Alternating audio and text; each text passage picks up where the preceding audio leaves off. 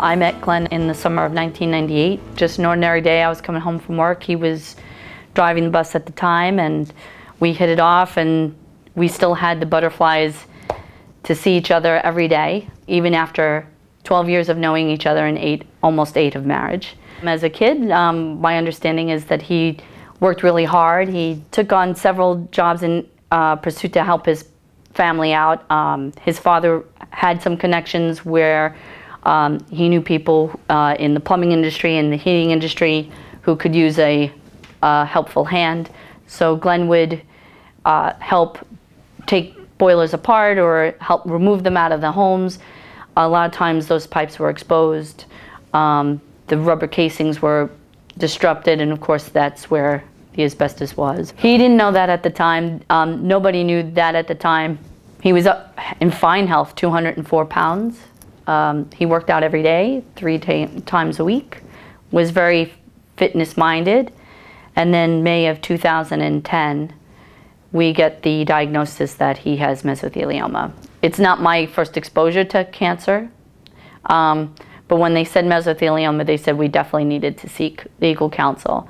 Another lady in my area also used Joe, was very happy, and that's how I come to know Joe Williams. He was amazing. He was willing to meet Glenn a few times at the house or during deposition. You know, he made the process a lot more comfortable. There was a little bit more compassion. It's not just a number. And that was the aspect I was looking for, was someone who was going to treat us like people. During the litigation process, my husband did pass. He passed away March 12th of 2011. Litigation took place July 2011. Even through the passing part, Joe was wonderful in coming to the funeral home, to the wake. Helped give me a little bit of stability regarding even dealing with family. You know, that's something that a normal attorney would not take the time or care to bother with. Joe made the litigation process an eye-opener. I didn't realize how many things it impacted and what it impacted.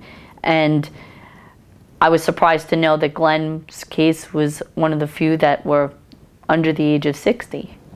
That there was hardly any statistics for that. So that was another eye-opener. Even in Glenn's passing, he saved, his case pretty much saved everybody else's. We were coming up close to statute of limitations. Joe was forceful to get the case heard, and that's what we were looking for, to get heard.